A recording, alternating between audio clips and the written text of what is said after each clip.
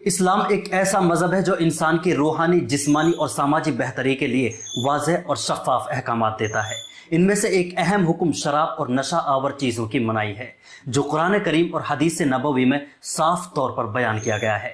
سورہ المائدہ میں اللہ تعالیٰ فرماتا ہے، اے ایمان والو، شراب، جوا، بت اور پتے یعنی قرآن اندازی شیطان کے کاموں میں سے ہیں، سو ان سے پرہیز کرو تاکہ تم کامیاب ہو جاؤ۔ یہ حکم مسلمانوں کے لیے ایک ہدایت ہے جو انہیں نشہ اور اس سے متعلق نقصانات سے بچاتا ہے۔ اس اصل کی روشنی میں سعودی عرب جیسے ملک جو خود کو اسلام کا مرکز اور حرمین شریفین کا محافظ کہتا ہے، وہاں شراب کی اجازت کا فیصلہ ایک مسلمان کے دل میں کتنا افسوس اور پریشانی پیدا کرتا ہے، یہ ایک اہل ایمان ہی جانتا ہے۔ دراصل تازہ رپورٹس کے مطابق سعودی عرب میں 2026 سے شراب کی بکری اور استعمال کی اجازت دینے کا فیصلہ کیا گیا ہے۔ یہ اجازت مختلف ٹورسٹ ڈیسٹینیشنز اور ملک بھر میں 600 منتخب جگہوں جیسے 5 اسٹار ہوٹلز، لگژری ریزورٹس اور ایکسپیٹ فرینڈلی ایریاز تک محدود ہوں گی۔ یہ قدم 2030 ایکسپو اور 2034 فیفا ورلڈ کپ کے لیے ٹورزم کو بڑھانے کے مقصد سے اٹھایا گیا ہے۔ وائن، بیئر اور سائڈر جیسے ڈرنکس کی بکری کی اجازت ہوگی، لیکن 20% سے زیادہ الکوہول والی ڈرنکس جیسے اسپرٹس پر پابندی ہوگی۔ لیکن شراب public spaces, private homes, retail shops یا گھر میں بنانے کے لیے نہیں ہوگی، اور اس کے لیے ایک سخت لائسنسنگ سسٹم نافذ کیا جائے گا۔ یہ سب کچھ دا اکنامک ٹائمز اور کئی ایسی ہی رپورٹس میں لکھا گیا ہے، لیکن یہ صاف ہے کہ یہ قدم ایک فرسٹ اسٹیپ کے طور پر اٹھایا جا رہا ہے۔ اس کے علاوہ کچھ ایکسپورٹس میں یہ دعویٰ کیا جا رہا ہے کہ ریاض میں ایک شراب کی دکان پہلے سے ہی کھل چکی ہے، جو صرف نان مسلم ڈپلومیٹس کے لیے ہے اور مہینے کے کوٹا سسٹم کے تحت کام کرتی ہے۔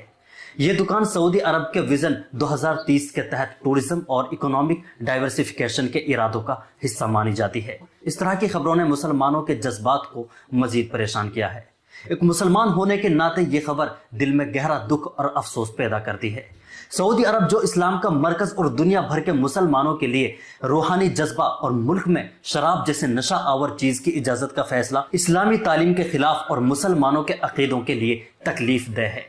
قرآن اور حدیث میں شراب کو نہ صرف حرام قرار دیا ہے، بلکہ اس کے سماجی، جسمانی اور روحانی نقصانات کو بھی بیان کیا گیا ہے۔ حدیث نبوی صلی اللہ علیہ وسلم کے مطابق رسول اللہ صلی اللہ علیہ وسلم نے فرمایا، شراب ہر برائی کی جڑ ہے۔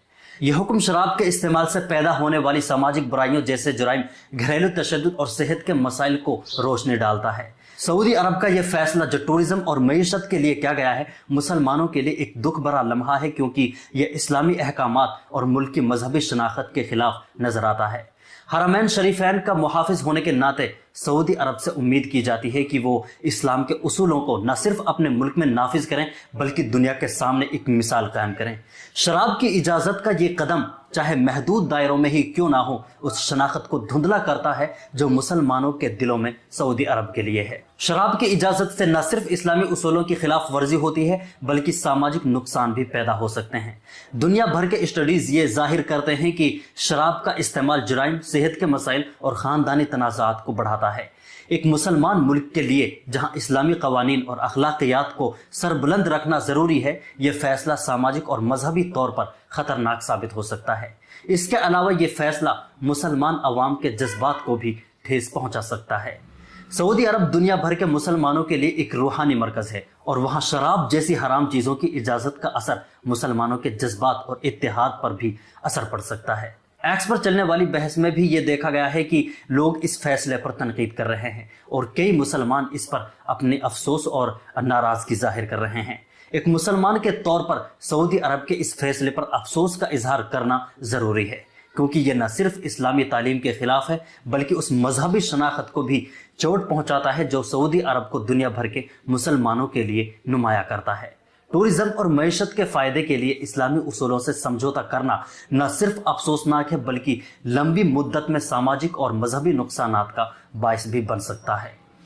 دعا ہے کہ اللہ تعالیٰ سعودی حکومت کو ہدایت دے اور وہ اپنے فیصلوں کو اسلامی اصولوں کے مطابق کرے، اور مسلمان اس مسئلے پر اپنی آواز اٹھائیں اور سعودی عرب سے مطالبہ کریں کہ وہ اپنی مذہبی شناخت کو ہر حال میں قائم رکھیں۔ آخر میں چھوٹی سی گزارش یہ ہے کہ ویڈیو کو لائک اور شیئر کر دیں، اور اگر چینل کو سبسکرائب نہیں کیا ہے تو چینل کو سبسکرائب ضرور کر لیں۔ اللہ حافظ۔